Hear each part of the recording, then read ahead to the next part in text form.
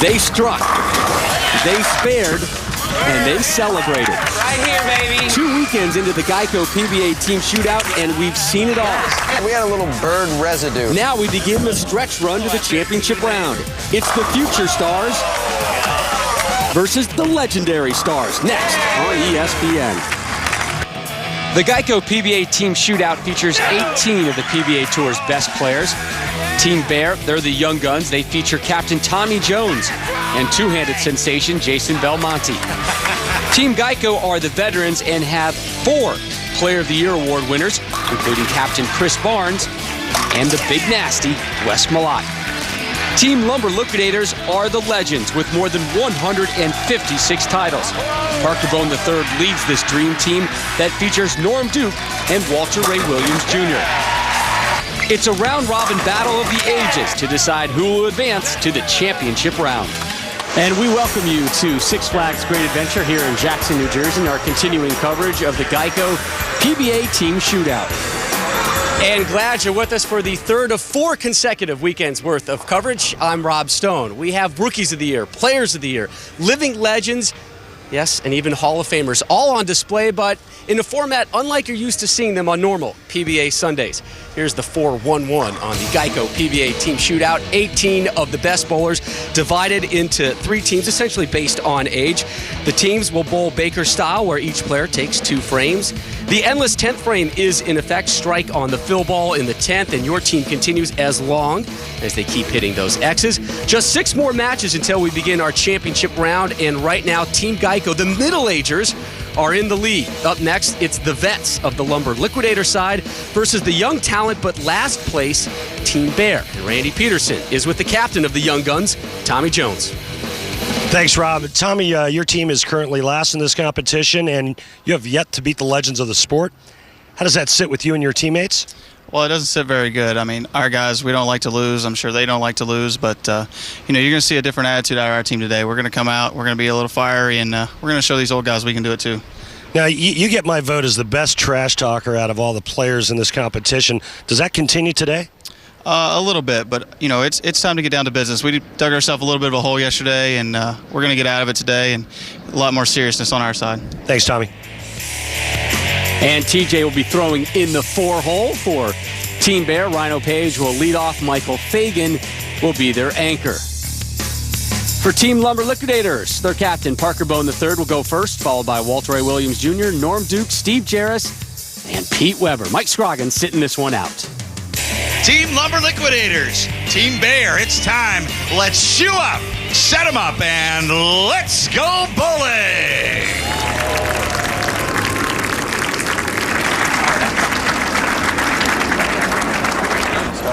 And we begin with Parker Bone III, the captain for the Lumber Liquidators. They are in the left lane, wearing the yellow. The other team in the yellow, the Young Guns of Team Bear, in the right lane.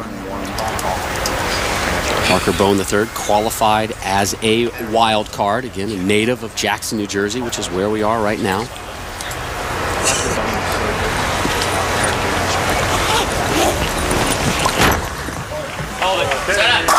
Great start for Team Lumber Liquidators. This side features 4 players who were voted in the PBA's 50 greatest players. You have Walter Ray Williams Jr. at 2, Weber at 4, Duke at 7, and that man, Parker Bone, at number 10. Here is Rhino Page, starting things off for Team Bear.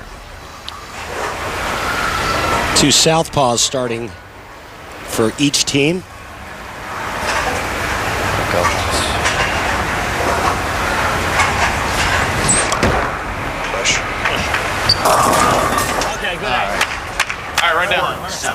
Right down. Well, Rhino Page comes in here with some huge momentum. His last TV appearance came at the Daido Japan Cup, April 25th of 2009. He became the 20th bowler in PBA history to roll a televised 300 game.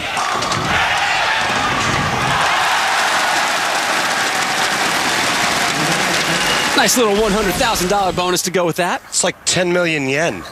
Or something.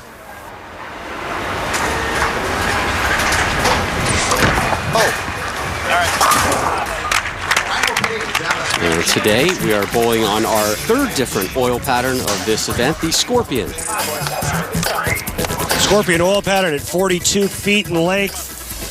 The theory here is to move in and hook it like Wes Malott, because Wes Malott absolutely owns this oil pattern. We saw that the King of Bowling series, and just take a page out of his book and move in and try to hook it. Now here's a guy that can do a little bit of everything, but his strength is going straight and direct right at the 1-3. Good shot right there. Good shot. Come on. Square it up. Wow. Man, that ball. Come on now. You know, the other thing when you're watching this competition, Rob, because it's outside, is just how fast the oil pattern breaks down. Because anytime temperature is added to oil, it breaks down. The viscosity breaks down, and when that happens, you're going to see a lot of erratic reactions. And speaking of erratic, Come on now, you know that doesn't happen. Now, we have seen that a few times, and I know I keep harping on it. I do that because I'm not used to seeing this, and nor is anyone from Walter Ray Williams Jr. that is unbelievable. It's kind of like a solar eclipse. It happens once every, how many years, Rob? Got me there. Come on, help me. Halley's Comet? I don't know. Bill O'Neill responds to that opening by dropping all 10. First strike for Team Bear. And that's a big confidence boost for Bill O'Neill. He's been struggling a bit in this event, but this is just a great shot from a man who had a breakout season this past season, making 7 telecasts. Still looking for his first win, however. Here's Norm Duke for Team Lumber Liquidators as we begin the third.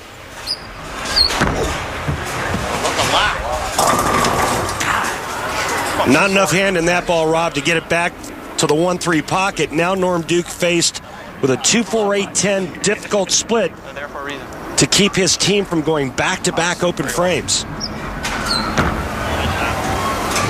on, man. Hit it! Game effort, but back-to-back open frames it is. And on today's telecast, we can have in-match conversations with both Tommy Jones and Parker Bone III.